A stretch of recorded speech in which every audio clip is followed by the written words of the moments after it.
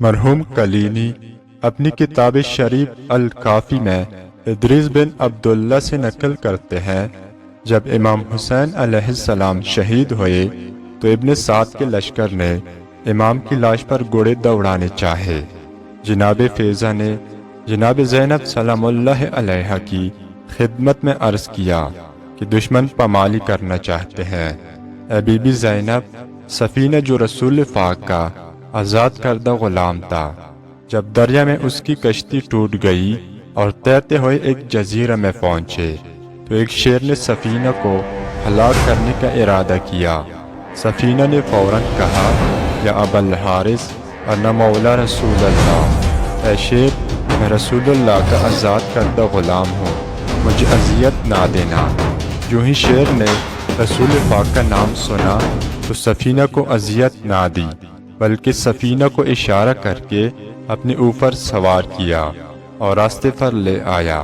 پھر جناب فیضہ نے عرض کیا، اے بی بی زینب، میں نے سنا ہے کہ اس علاقے میں بھی ایک شیر رہتا ہے، اگر مجھے اجازت ہو تو میں جاؤں اور اس شیر کو اس واقعہ شہادت امام علیہ السلام کی اطلاع دوں، تاکہ اس غربت اور بے بسی کی حالت میں وہ ہماری فریاد کو پہنچے اور مولا کے جسم کی حفاظت کرے۔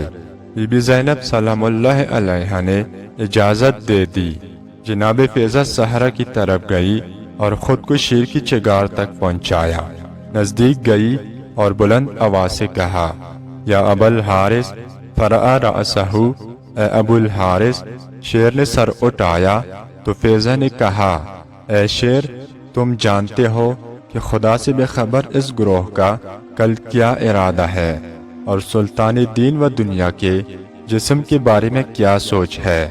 ان ملائین کا ارادہ ہے کہ امام کے بدن پر گھوڑے دوڑا دے اور سینہ اقدس اور پشت مبارک کی ہڈیوں کو چور چور کر دے۔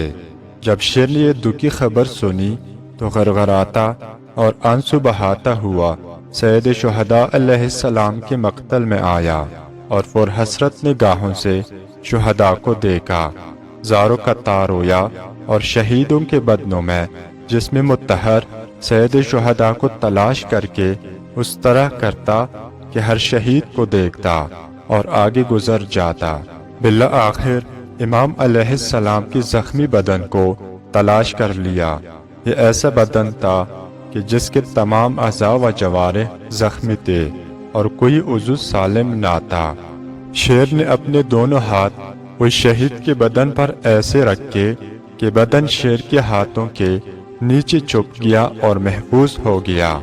لشکر کوفہ نے گھوڑے بدن پر دوڑانے چاہے تو دیکھا کہ شیر لاش پر بیٹھا ہے۔ ابن سعد کو خبر دی تو اس ملعون نے کہا کہ یہ ایک امتحان اور آزمائش ہے، اس سے اشکار و ظاہر نہیں ہونا چاہیے۔ پھر لشکریوں کو حکم دیا کہ فی الحال لاش پر گھوڑے نہ دوڑائے جائے، کیونکہ اس میں مصلحت نہیں۔ یہ ملعون پامالی سے منحرف ہو گئے اور شیر 11ویں کی رات شہداء کے پاس رہا اور لاش امام کی حفاظت کرتا رہا۔ پھر 11 محرم کو مقتل چھوڑ کر چلا گیا۔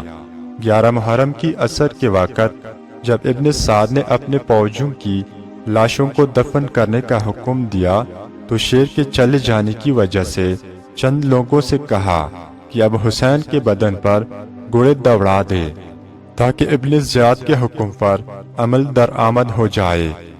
علامہ مجلسی علیہ رحمہ نے بحار الانوار میں پامالی کرنے والوں کے نام یہ لکھے ہیں: اسحاق بن حیول حضرمی، اخنس بن مرثد، حکیم بن طفیل، عمر بن سبیع سیداوی، رجا بن منقذی، سالم بن خشیمہ، صالح بن وہب، ابیل جعفیان، واحد بن نائم، حانی بن ثبت حضرمی، اسید بن مالک۔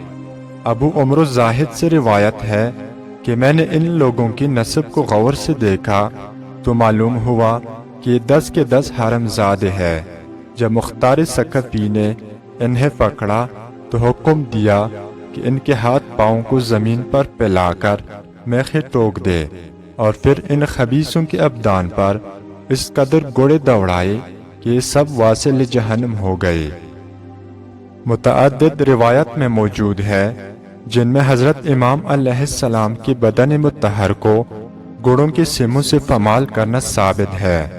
ان روایات سے ایک روایت امام باقر علیہ السلام سے بھی مروی ہے، اور اس حدیث کا آخری فقرہ ہمارا شاہد ہے۔